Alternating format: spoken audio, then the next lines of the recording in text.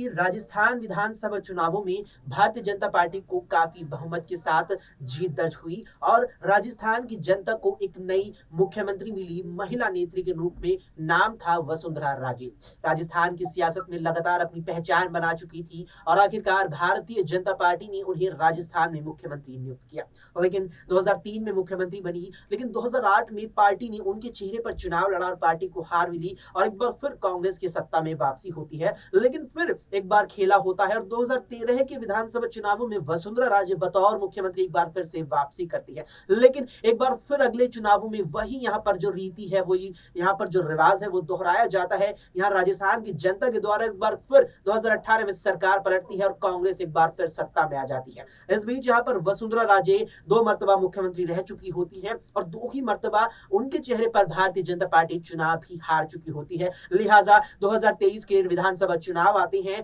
और पार्टी वसुंधरा राजे को पीछे करके प्रधानमंत्री नरेंद्र मोदी के चेहरे पर चुनाव लड़ती है। उसके बाद पार्टी को भारी मतों से यहाँ जीत भी दर्ज होती है और फिर राजस्थान को एक बार फिर से नया मुख्यमंत्री मिलता है।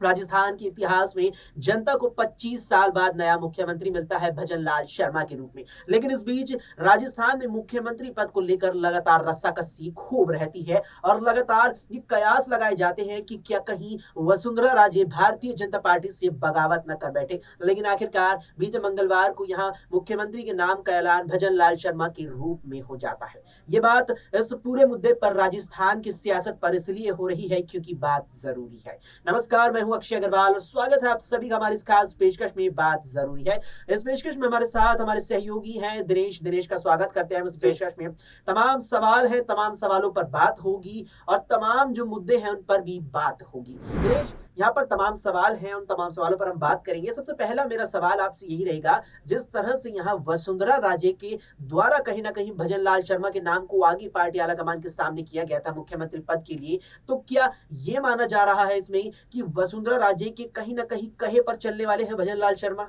बिल्कुल। और जिस तरीके से वसुंधरा राजे सिंधिया का यहाँ पर पीछे कर देना और भजनलाल शर्मा जो कि नए चेहरे के रूप में आए हैं, संघ की पृष्ठभूमि से जो संबंध रखते हैं, पहली बार विधायक बने हैं, भरतपुर के रहने वाले हैं, सांगानेर से जाकर वो उन्होंने चुनाव लड़ा, वहां से एक भारी जीत हासिल की और एक तरीके से पार्टी हाईकमान को जो वसुंधरा राजे सिंधिया अपना दावा मजबूत करती नजर आ रही थी मुख्यमंत्री के तौर के ऊपर, वहां पर एक बड़ा झटका लगा है और कहीं ना कहीं उनके हाथ से, उनकी जुबान से ये जो है एक तरीके का ऐलान करवा देना कि भजनलाल शर्मा अगले राजस्थान के 5 साल के लिए आपके मुख्यमंत्री होंगे, वाकई उनके लिए चौंकाने वाला था। और निश्चित तौर पर ऐसा देखा गया कि राजनाथ सिंह जो वहां पर पर्यवेक्षक बनकर गए थे राजस्थान में, उन्होंने एक सीक्रेट मीटिंग की वसुंधरा राजे सिंधिया के साथ और उसके बाद विधायक दल की बैठक हुई बीजेपी कार्यालय के ऊपर जयपुर में और उसके बाद कहीं ना कहीं वसुंधरा राजे सिंधिया खुद अपनी जुबान से उस नाम का जिक्र करते नजर आई जो आज मुख्यमंत्री हैं। तो ये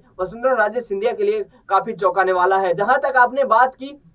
कि उनके खेमे के विधायक है, तो वो बिल्कुल नए नवेले विधायक बने थे और जिस तरीके से अब पार्टी हाईकमान अपनी जो दावेदारी पेश कर रहा है, उनका कहना है कि हमें ऐसा नेता चाहिए था जो नया नेतृत्व दे, तो वो कहीं ना कहीं अब हाईकमान की डगर पर जो है उनके कहे पर अब राजस्थान की राजनीति को आगे बढ़ाना चाहेंगे और राजस्थान में शासन को आगे बढ़ाना चाहेंगे। तो निश्चित तौर पर वसुंधरा राजे सिंधिया कहीं ना कहीं अपने आप को यहाँ पर बैकफुट पर देख रही होंगी। निश्चित तौर पर वसुंधरा राजे बैकफुट पर देख रही होंगी। इस बीच आपको बता दें कि पार्टी ने, यानी कि भारतीय जनता पार्टी के आला कमान ने यहां राजस्थान में मुख्यमंत्री का नाम चयन करने के लिए पर्यवेक्षकों को भेजा था, जिसमें मुख्य पर्यवेक्षक केंद्रीय रक्षा मंत्री राजनाथ सिंह थे। राजनाथ सिंह का जिक्र आ रहा है तो दिनेश, यहाँ पर सवाल ये उठता है कि वसुंधरा राजे और राजनाथ सिंह, जिस तरह से कहा जाता है भारतीय जनता पार्टी में 2 युग रहे हैं, एक अटल आडवाणी युग रहा है और वर्तमान में मोदी शाह का युग चल रहा है। तो जो दोनों ही नेता, राजनाथ सिंह एक तरफ है, दिग्गज नेता वसुंधरा राजे यहाँ पर साथ में है, तो दोनों ही नेता यहाँ पर अटल आडवाणी युग के रहे हैं।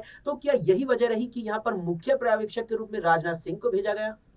बिल्कुल। और राजनाथ सिंह वरिष्ठ नेता हैं। 2014 में जो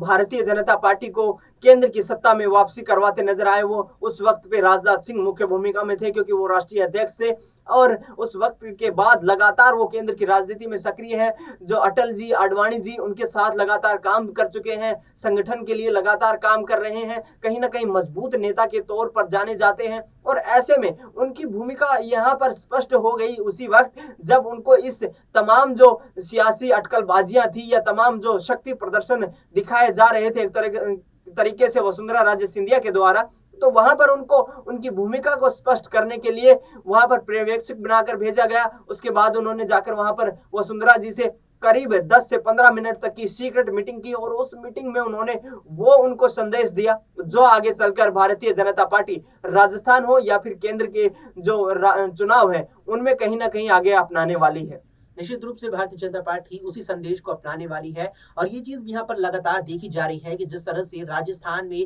भजन लाल शर्मा को पार्टी ने नए मुख्यमंत्री के रूप में नियुक्त किया है, अगर वो यहाँ पर पार्टी आलाकमान के निर्देशों पर चलते हैं, अगर वो यहाँ का जो भारतीय जनता पार्टी का प्रमुख मुद्दा है हिंदुत्व का मुद्दा हो चाहे यहाँ पर या जो यहाँ पर एक लाइन है यहाँ पर भारतीय जनता पार्टी के मुद्दों की, अगर उस पर यहाँ भजन लाल शर्मा अपनी सरकार चलाते नजर आते हैं तो निश्चित रूप से पार्टी आने वाले चुनावों में भी लगातार आगे करेगी और राजस्थान से बीजेपी का फेस वही बनते नजर आएंगे। ऐसे में सवाल और भी उठ रहे हैं। दिनेश, अगला सवाल मुझे लगता है कि यहाँ पर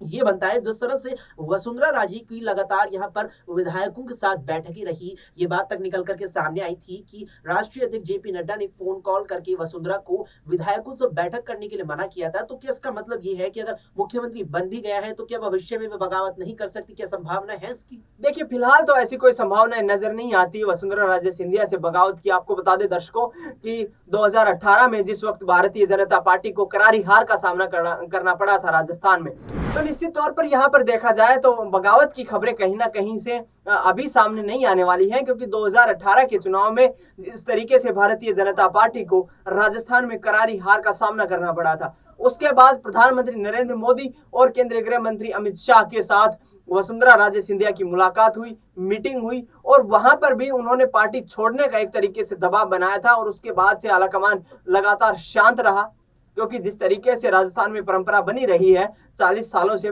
सत्ता परिवर्तन होने की, तो कहीं ना कहीं वहां से आलाकमान शांत रहा। उन्होंने सोचा कि यहाँ से पार्टी में यदि बगावत होती है तो उसको संभालना काफी मुश्किल हो जाएगा और अब